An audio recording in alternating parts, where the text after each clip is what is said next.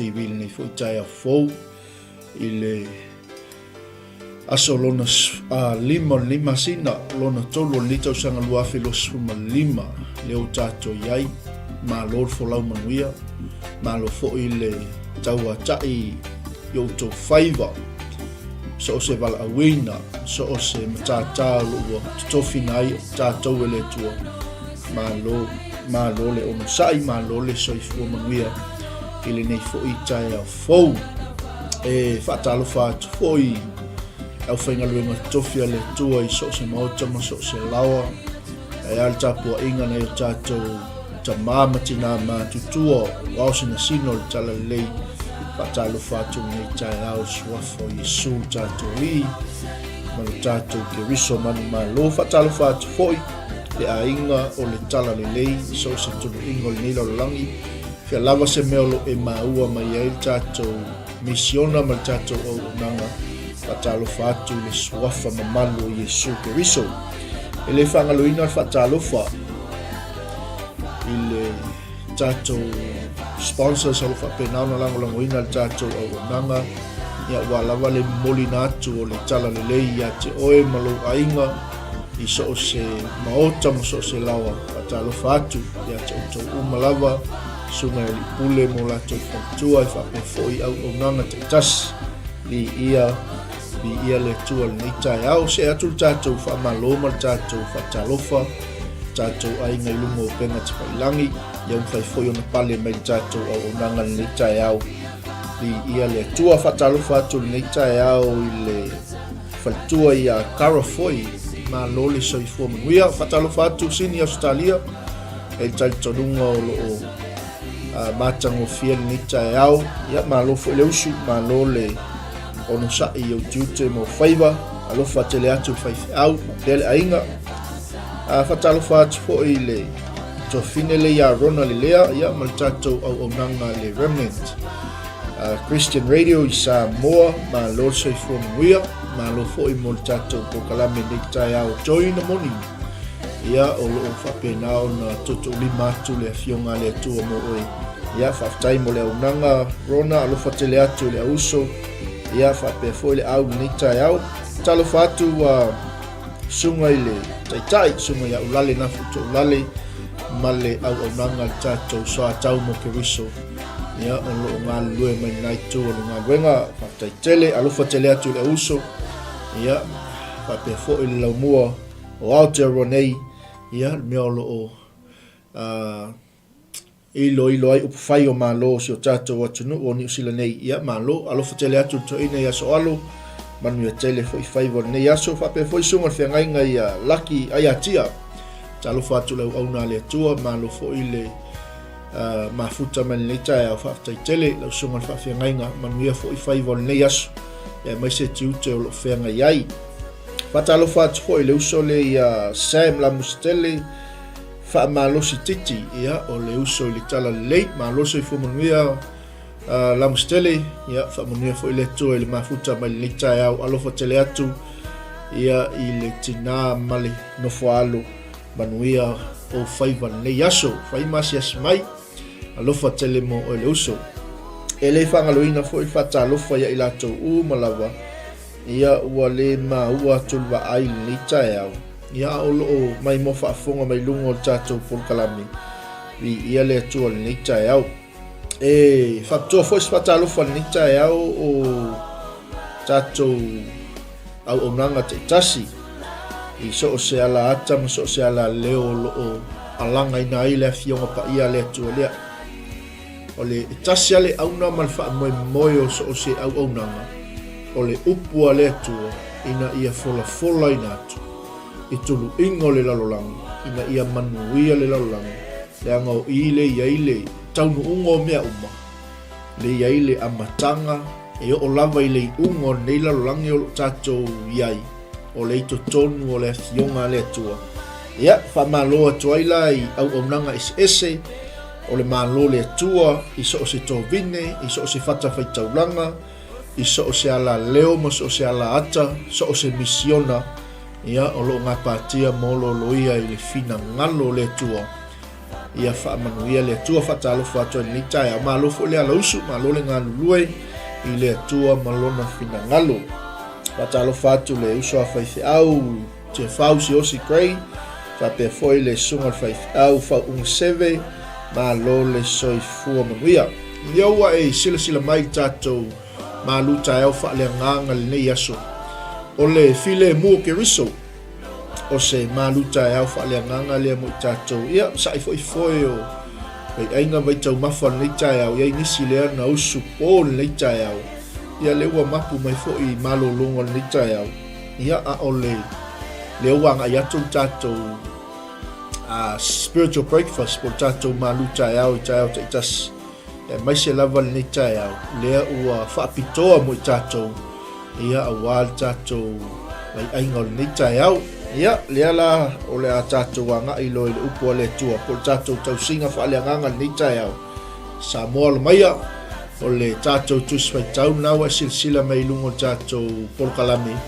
ia o le Ioane sfumalwhalo whai upu e lua sfumalfitu o ina lea le a ngai atu iai se whaasoa mo I tātou Taeao nei ona o le concept o le file mu o loo o ngā totonu ai le whiangainga tuai o loo tele na tala noa mai le whiangainga tuai whapea foi ma le whiangainga fou ia e pei o le aunga lea ma le o ngā totonu ngā le mu lea o le savali o le tala le lei tua le whiangainga tuai pe a tātou sa ili tua le whiangainga tuai ia malona winga o le tala noa mai le tātou tuswe tau Taeao nei o lo tala noa mai le manuia po o le file mu leo ke riso ia le ua lausila fia umalava e tātou le mau o Yesu lava le ana malele masau noa mai o le file mu o te avatu ia te outou e le whaapei o na avatu le lalolangi ia te outou o le file mu la le tala noa I Yesu o le file mu le fai mai o le manuia ai sila la matatou wawa ai tua le whengainga tuai pe a tala atili tua le tatou Malū Taeao le nei Taeao o le 𝚘𝚘𝚘𝗎 o ke riso po o le manuia ia le tele tala noa mai ele fenga inga toa ia sila fo i le Yeremia lom tau po lua suma le iwa lom fai upo se fulu e anga i lalu longa fuai upu sfulu malfa o lo tala noa mai ai e ova i le fa ato toa ino tausanga e fitu nga fulu i Papilonia ia malona asi mai lona nu o le folafolanga lea ma le polo misi lea le atua na ia fola ma ia whaataunu wina lana upu mo lona nu e le ngata i le whaafoisia mai o lona nu ia a o lona iai po o lona manuia ma lona 𝚘𝚘𝚘𝗎 le whai mai a e whaato toina e le atua i sila la ma le totoa i le ma Yeremia na i losu ma le iwa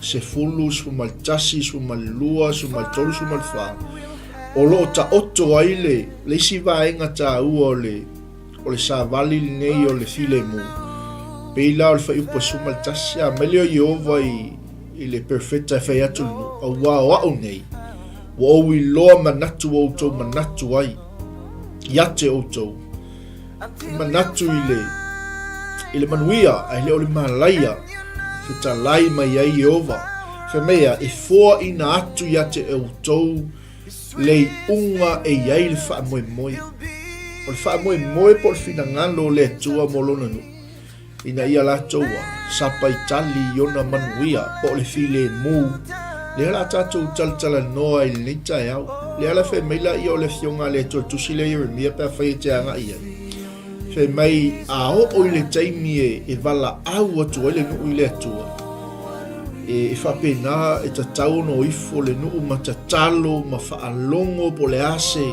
se finangalo le atua mo i latou e sa ili latou ia Iova ona latou maua lea ma ia latou sa ili ma le loto atoa ina ia mawhai ona maua e latou le manuia ia po le 𝚘𝚘𝚘𝗎 o lo tala noa mai la fionga le atua e pei ona feta lai mai ai le atua i le perfecta Yeremia fai mai le atua o te whaafoisia fo i o tau i le mea ua o whaatawhea ai o tau e le whaapea lau ua whaatawhea le atua na tu la fwai le atua a le fai mai le fionga le atua a wha ato toa ina tausanga e fitu nga fulu i Papilonia ona o wasi atu le iate o tau ma o whaataunu uina la upu le lei ate o tau i le whaafoisia mai o tau i le nei mea o lono uina fai maila i o Iova i le perfecta fai atu le nu o a o lava Iova o lo ola o lo o soifua pe lava o i loa manatu o manatu ai ate o tau o manatu i le manuia ia po seisi o manatu ea tau te mau ai le 𝚘𝚘𝚘𝗎 tau te mau ai le manuia ai le o le malaia e foa ina atu ia te o tau lea le unga e iai le wha moe po o whea lava la o lo o folau ai lo tātou sā ma wha tā whea ai e le atua tātou le nei folaunga ma le sa valinga o lo tātou iai o le ata lea le ua au mai mo tātou e wha apei o na wha tā whea e le atua o lona nu se ia a toa tausanga e fitu se fulu i Papilonia o nā siasi mai leo le atua mai a whaatau no uina lana upu whapena umalava tātou Samoa ke risiano i so se mea o lo e folau ai i so se mea o lo whapena o na tātou sa vali ai le nei soifuanga whaatotua o lo tātou iai whai mai i au tau wala au atu ia Iova i au tau sa ili atu ia te ia ma le loto atoa o na maua lava lea e o tau e pei o na whetalai mai ai le angango Iova ia pei o se toi talatalanga atu lea o le tātou au tū nei Taeao le anga e tatau on tātou wa e tatau o na tātou enjoyinga le 𝚘𝚘𝚘𝗎 leo le atua i totonu o puapua ngā ma whainga tā o lo tātou folau whaatasi mai tātou le anga e talitonu whaatasi ma e leise fōlaunga e Malū pea e leise fōlaunga e whapena ona le aini tofotofonga mani whaafitauli ia mani me tutupu li savalinga ai fai mai le tatou au tu Taeao nei, o le file mu o Keriso, o le manuia lea wa au mai e Keriso mo i tatou, e le whaapei o na awato le lalolangi yate o tau. So lono winga o a me tutupu le tatou si o manga, o a me tutupu i to tonu o loto i fale o tatou a inga, o a me tutupu i to tonu o le kalesia o le Malū le atua o lo tatou ngalu lue ai. Ia tatou wa oli le manuia ma le file mu wa au mai e le atua ia te i tatou. I ia le anga e mawhai e le file mu lea, po le manuia le wa au mai e le atua mo i tatou. Ona ave i tatou i le wha moe wa fina ngalo i le atua, pe a whai tatou te ono sa, pe a whai tatou te le wha alongolongo ti ngā, pe a whai tatou te le solo muli ngō fie, pe a whai e le ngalo ia te oe Kerisiano, le aso na e talia i Yesu e avea mali i mawhaolo i lo soifua, tatou te le toi solo muli se mea. Pe o le winga la le o le tatou sa valivalinga ma li el Taeao nei, o le whaaperetania o le peace, o le concept lea o le peace, o le central theme lea o le whengainga tuai. Ia, po le upu whae peru lea tau o le shalom. Shalom means peace, blessing. O lo afi fi ai to tonu the wholeness of the blessings of Christ. O lo afi fi ai to tonu le ato atoanga o whaamanuianga le tua mo oe Malū ainga. A sense of wholeness, well-being, harmony, where everyone is in a right relationship with God. Amen. E ese mai lai lea. E ese mai le file mu ma le manuia au mai le lalangi a te tatou. I ia lea li. Tatou ola le tatou tuswhai tau Taeao nei, ona o nisi nei o vaenga e te fia tufa o le tatou Malū Taeao Faaleagaga i le nei aso. Le anga o le file mu au mai e Yesu ia te tatou. O le file mu e sili atu i lo le lalangi. E sili atu i lo le oa po le tamau ainga. E sili atu i mea whaafia o le olanga nei. E sili atu fo i mea o lo o fepu lafi mai. O lo to sina iai loto maanganga o tangata. Jesus gives us peace, a peace greater than the world. I eleli. Tato fai taula i le upo le atua le Taeao. Ne fe mele i o le fe talainga po le malelenga Yesu. O te tuina atu ia te outou le manuia. E leo whaongale upu file mu. Fe mele o Yesu. O loo manuia o te avatu ai a te outou. O te le avatu ia te outou whaapei ona avatu le lalolangi ia te outou. Fai mele o Yesu le fasilainga ngai muli ai tu o le tatou mau. Mai aua le atu vale o tau loto. Aua fo'i lea. Aua fo'i taute matata. Manaia. Le ngai sila fia le lei Yesu. Ma malama le lei Keriso. Le anga o le la au atu le au so. Le o le a salalau atu le au apostolu. E le fai ngofie. Nga la foi al wifo lea. Tala inga le poli uli. Le tala inga le pong sa. Mele o Yesu. O te tuuina atu ia te outou le manuia. O loo manuia. O te avatu ai ia te outou. O te le avatu ia te outou whaapei o na avatu le lalangi ia te outou. Ai aua nei ngalo ia te outou. Aua nei ia tu atu vale outou loto. Aua fo'i taute matata. Bi ia le li. O le vaenga mua la lea. Ina ia tatou i loa le source. E mawhai e on tatou maua lea. Le file mu po le peace. Po le manuia leo le atua. Bi ia le li. O le vaenga mua la lea le fia tufa mo tatou Malū Taeao Faaleagaga le nei aso. O le file mu wa au mai e Keriso ia te tatou. O le file mu e sili atu i le lalolangi. Bi ia le li. Jesus gives us peace, a peace greater than the world. Amen. A fata oto se fesili fo ilele fai on tatou vava ai el Taeao nei.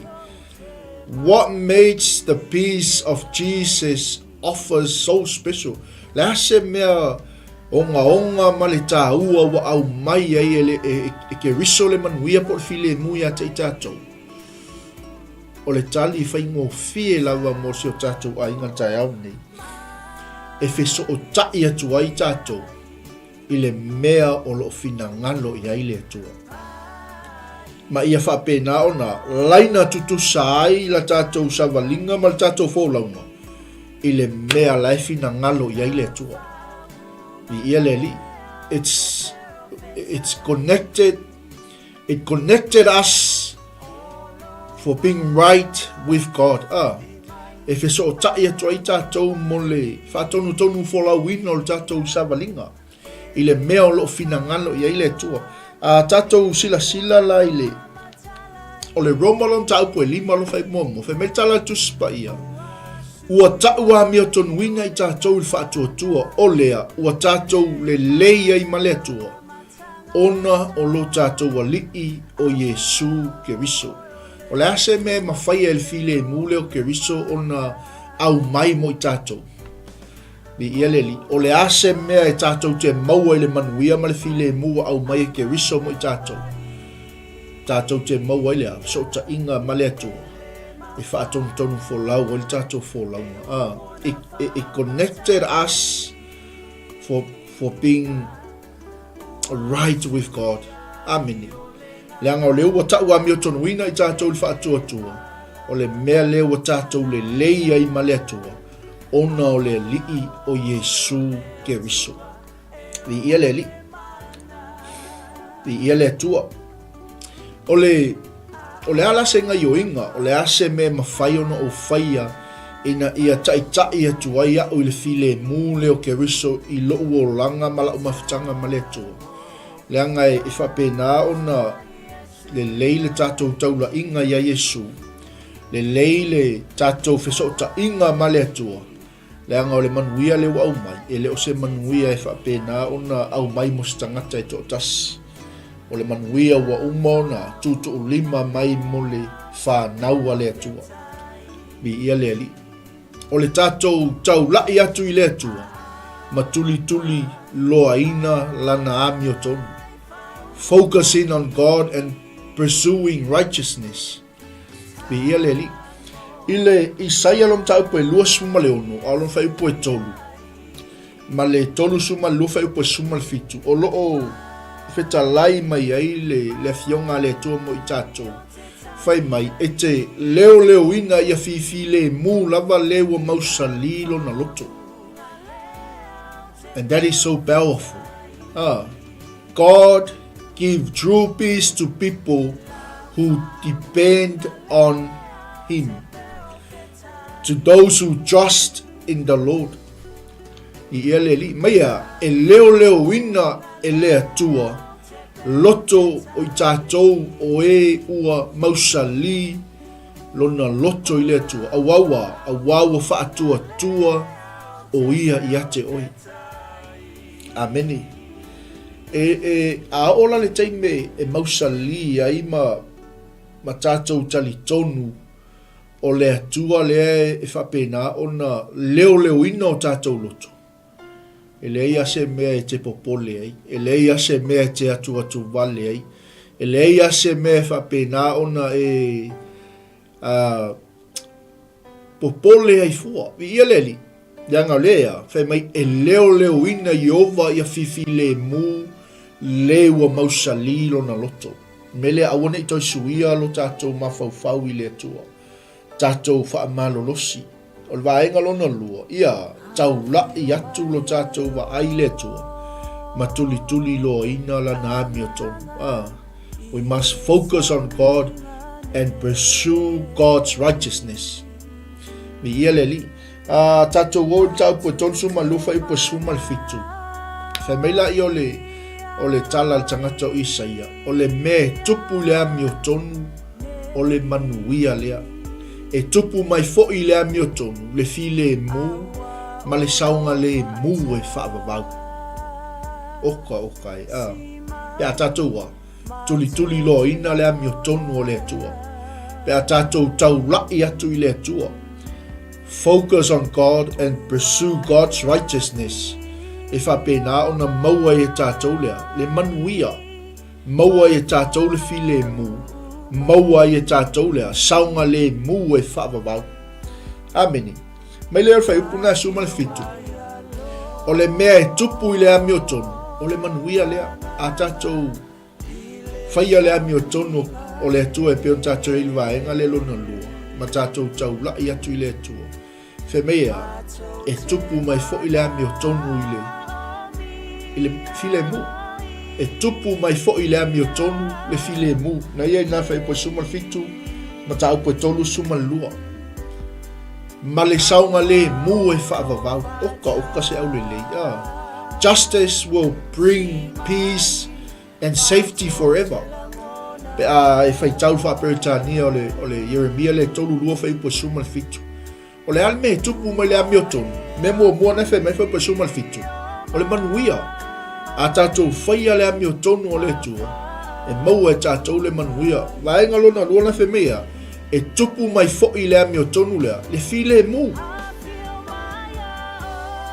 Amene. Tolu. E tupu mai fo'i le ami o tonu. Le saunga le mu e whaavavau. Wow. So po le ala le mālosi o mea lo whetuleni mai. Ma le tele o mea le ua ngai mai e whiawheto aili tātou fō launga ma le tātou samani. E tātou te ui ai to tonu o puapua ngā mawhainga tā. E whemea, o le mea tupu mai le ami o tonu. O le manuia. Lua, e tupu mai fo i le ami o tonu. Le file mu tonu.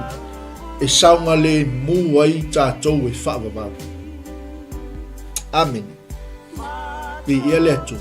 Tau la il tātou wa ai le atu. Ma ia whapena on tātou wa. Whaia le ami o tonu. Focus on God and pursue righteousness. Mi ia le li. Melona tolu. E mana ia nei mau ia watu pia mo tātou Taeao nei. Ia whapena on tātou sa ili le file mu. Ma tangata uma ina ia tātou sa ili. Mi ia le li. Pursuing peace with everyone. Ina ia tātou maua. Lea, le file mu leo ke riso. O le Roma le suma le lua. Alon fai upu e suma le valu. Le la anga ia ile vaenga lo tolu le. Ina ia tātou sa ili le file mu o ke riso whaatasi matangata umalava. Pi ia le li. Fai meila ia fai upu na suma le valu o le Roma mtau pa suma le lua. A fai e mawhaia ia te outou. Ia outou nofo le lei matangata umalava. Bi ia le li. Mantua mai sa ili il file mu matangata uma. Ia mawhai. Bi ia le li. Hallelujah. Fai mai do the best you can to live in peace with everyone. Amen. O le almea le tātou te sa ili te mine. O le file mu. Hallelujah. Ua tele ina na tele ia whewai vai ina ele ngata i totono whai ngā Malū, totono o whaala potopotonga, e o lava i totono a inga, o mai totono o le kalesia o le Malū le atua. Whai maila i o le Roma sulu whai po suma le walu. A whai e mawhaia ia te outou. Ia outou nofo le lei matangata uma lava. I ia le li, sa ili lea. Ia sa ili le file mu. Do the best you can to live in peace with everyone. Amen. Vi ia le tua. Amen. Hallelujah. O le ala se mea te whaia. O le ase mea whapena ona o sa ili mo tangata umai na ia tātou whaia. E ile si mau le wau mai e le nganga pa ia Taeao ni. Ai whai mai le whai upuna e sfulu walo sumalua. I autoua nofo le lein tangata umalawa. Ma i autou sa ili le file mu. O le sila mau le wau mai nganga pa ia le wau mantua Taeao ni. O le ntau pa sufa, au le whai pa suma le iwa. Mai le whai pa suma le iwa. Ia tātou tau sisi me tupu ai le file mu. Ma mea e wha mawhana whanai. Ia tātou tau sisi mea e tupu ai file mu.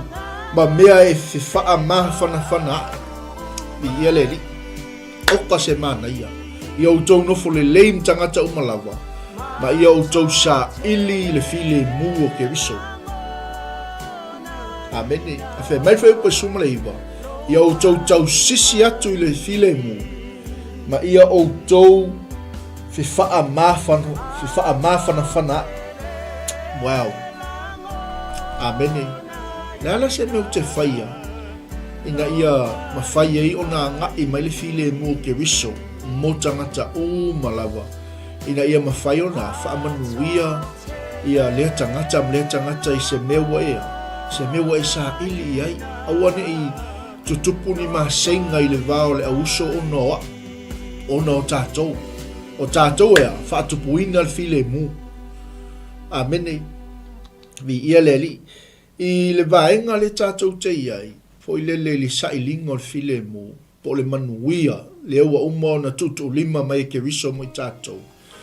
O le tala le lei lava na tea, na te fō ia whaafita auli, e le ngata o tātou anga sala i tātou wā maletua. O le whemei tala tuspai, o le manatu natu i le neimea, e au mai ai le file mu fai pea. Amen. Le tangata e na te whatupuina le file mu. Le tangata e na te sa ili le file mu mo tangata umalawa. Pe on fai le fai pule suma le valum tako suma lua le Roma. Ia o tau nofo le lei ma tangata umalawa. A fai e ma fai ia te o tau sa ili le file mu. Amen. Do the best you can to live in peace with everyone. Amen. So the gospel remedies the sin and the problem between us and God. Le Taeao o tatou sa ili file mua le tua. Ea, e mawhai ei ona fō ia lea. Le whawhita uli o le anga sala o tatou wā ma le tua. Ma ia tatou ma natu i nei me, e mawhai ei ona au maia le file mu ia te tatou. Amene.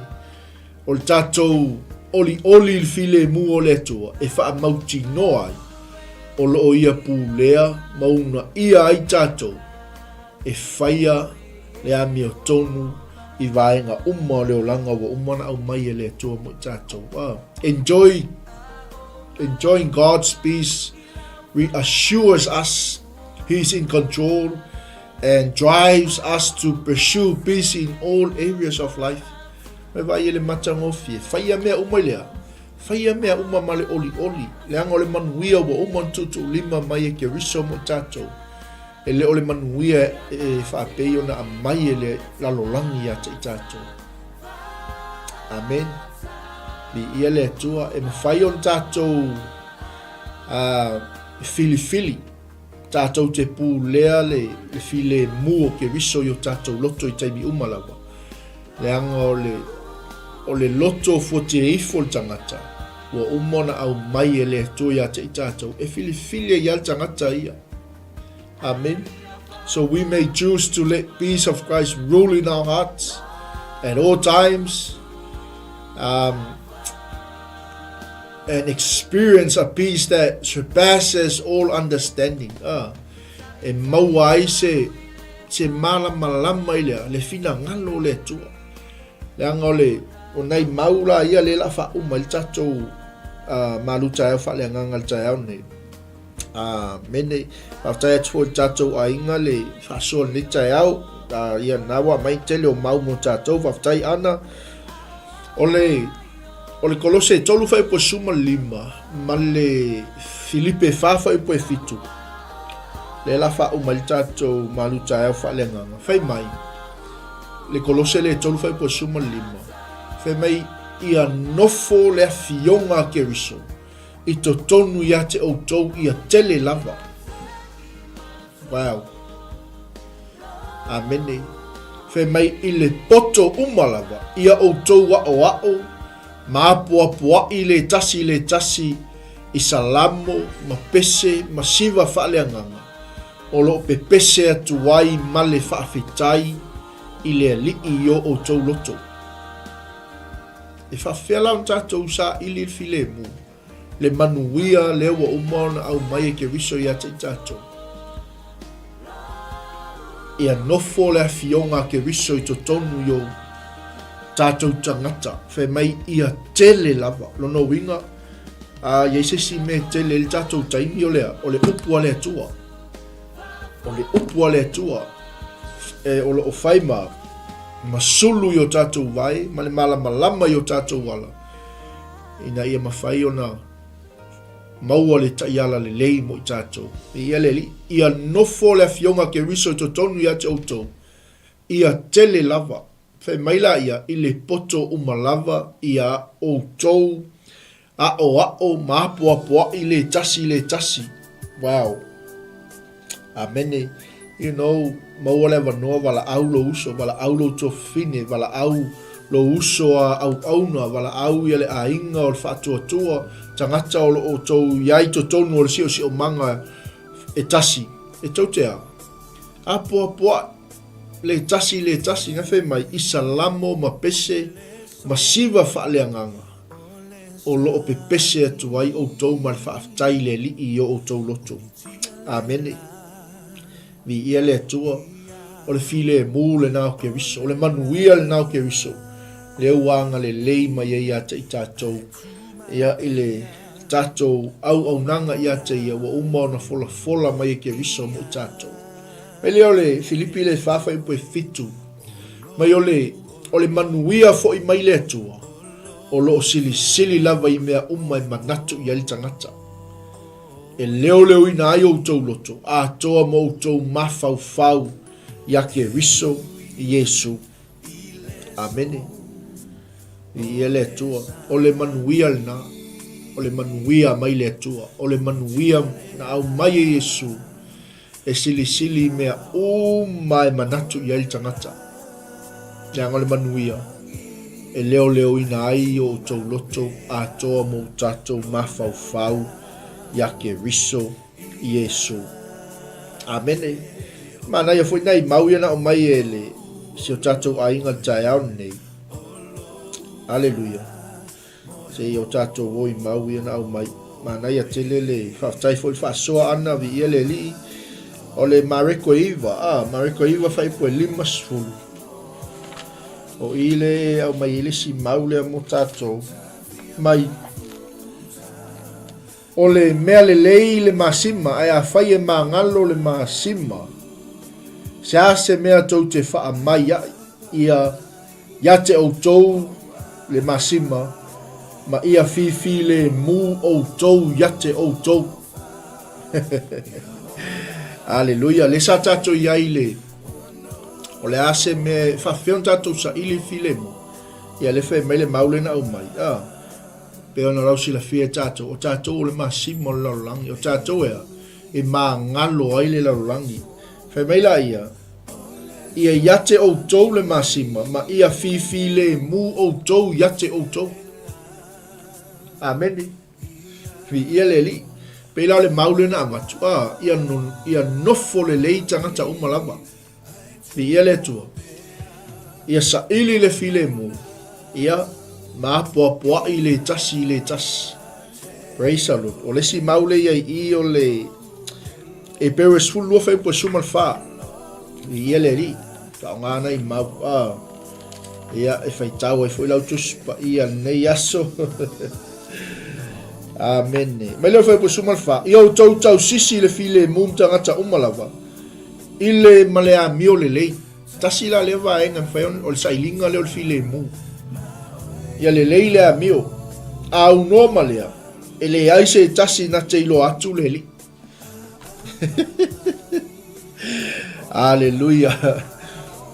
Tele I o tūlanga en wheo tātou sa ili e le file mua ke riso mo tangata umalawa.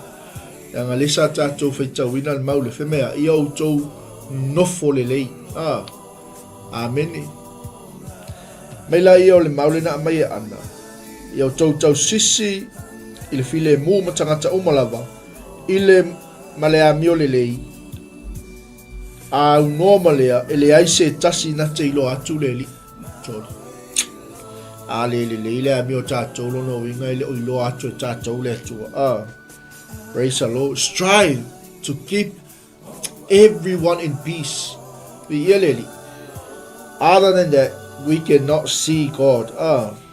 Amen. Olisi maule io tau no me tolu lua.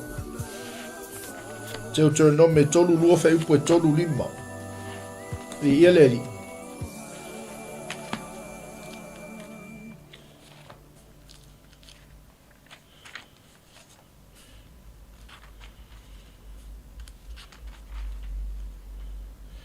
Mai fai upo tolu lima. O ia te au le tau I masui a toa ma le tau I atu I ona pō e ma pewa ai o latou vai a waua lata mai le aso latou te malai ai o lo whaatalise mai fo'i mea a o ia te I latou.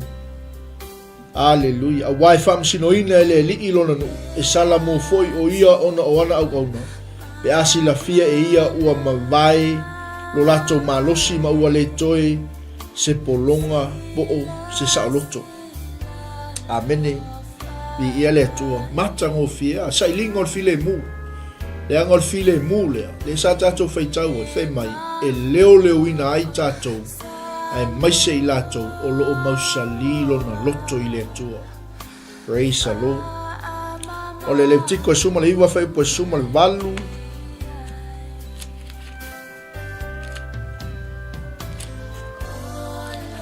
Amen.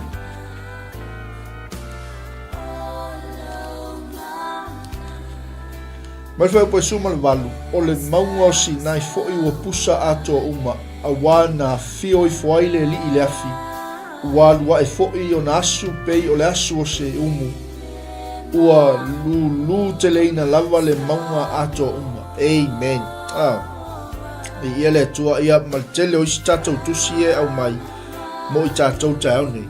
O le file muna au mai e le tua ia te I tatou.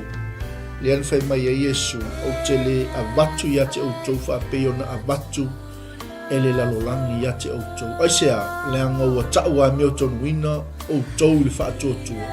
O le mele outou le leia I male atua. Ona o lo tatou a lii o Yesu Keriso. Ma Yesu, I give you peace in a different way than the world does. So don't be afraid.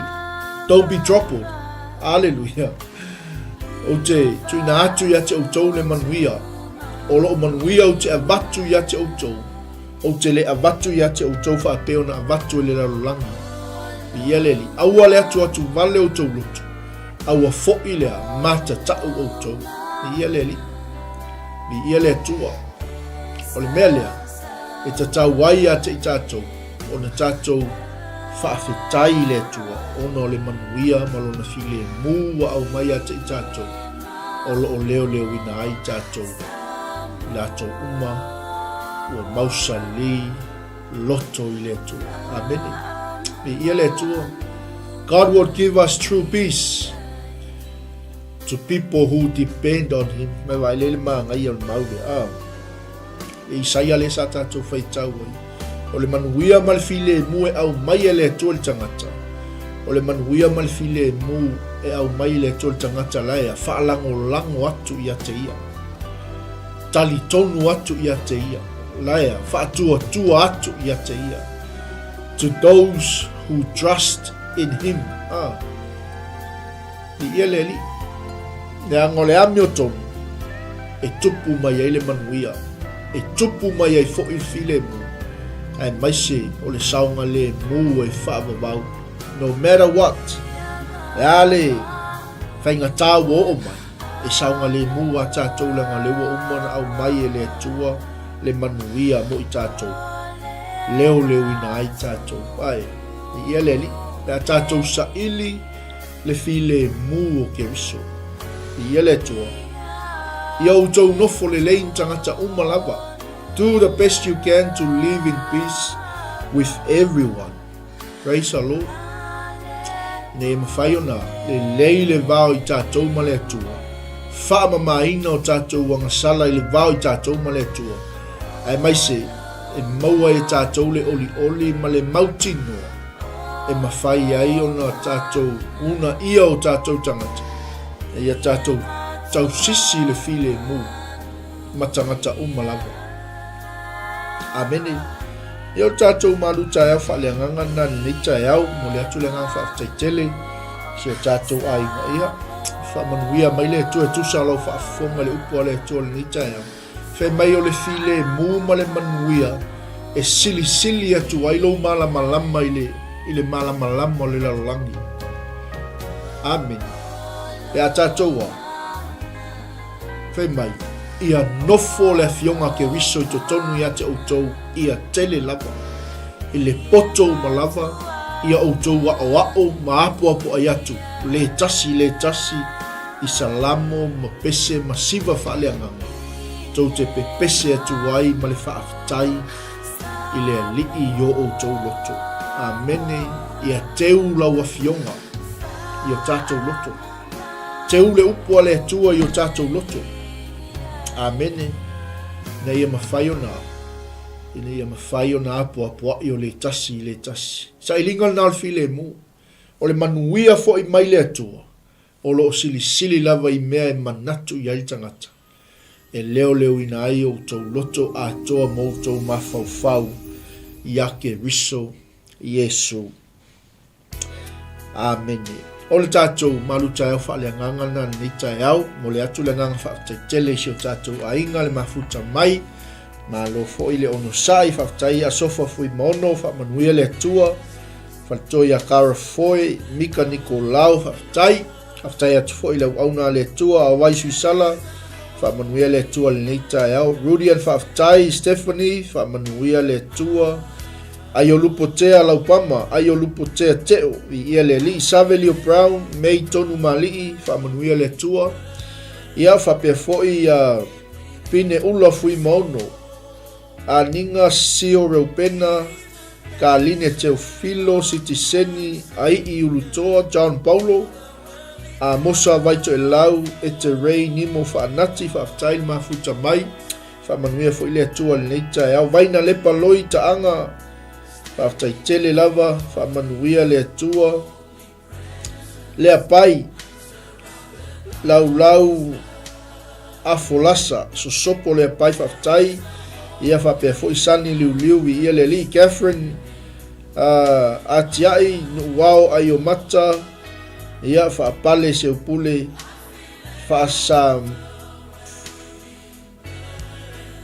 soama, Fale upolu mi ngau whaftai, Janet Tavui, Saline Seve, Pau Papali, EJ Victor, Matautia whaftai, Pea whele uso ia apu fua matu, Pau Papali, Wilisone Leilua, Moli Tufunga, Manuia Lavea Lilo Maiava, Sia Vaifale, Le uso ia J. Brown, Howard, T. Swanky whaftai, Whamanuia fo ile atua le Taeao, Losa Telesia, Tofine yanga lei, whaftaitele lava Malū Whalinga Lulue Junior tupu ese, tupu se, Sina Kei Sing whaftai, Ana tongia vi ia le tua, Simanua Josefa, ia unu whaftaitele lava ia, leuso au auna ia pasta matai a fatu, whamanuia le tua, pe foi leuso ia soomapulisua, whaftaitele lava, vi ia le li Rosa, Yanga tala emi tautua Mary, ia vi ia le li au auna le tua hale Tomasi whamanuia le tua ia ma le tele o si o tātou ainga ia ua whai asi te leo le lisi le isea whainga ia o loo silafia le tua mea uma whaftailo mafuta mai whaftai mo le whaamnoina o lo taimi ia ua le upua le tua mo I tātou le Taeao o le manuia mai le tua o le file mū o ke riso e le whapea e le whaapei o na watu e le lalolangi iate o tau. Amen. Tātou sa ili ma tau sisi il file mū mo tangata umalawa ia o le fina ngalo leo le atua mo I tātou. Manu te le ina tiuta mwhaiwa whaawau o le nei aso tau le tu la ispun ma lua o tātou porkalame I tāpena ina te mai a whiu ai mainu e mamau le ala ia e maisi ang iso tātou porkalame whatulanga ino le nei aso whaunga ngano le malo Israelu Sunga whawhiangainga ia ti lau le lei mal whantua ia vailoa ia e mesi fo il tātou la ai tupu le fiafia na nei ma nai o le manawa o ngalwenga whaamanuia tele le tua I whea ngai ai matiute o le nei aso. Iai fo leanga le lei o le tua tino ke riso, mai se le tapo ingo si o tato o tino pele o Samoa, ia mo tene nei soifua ma ia manuia.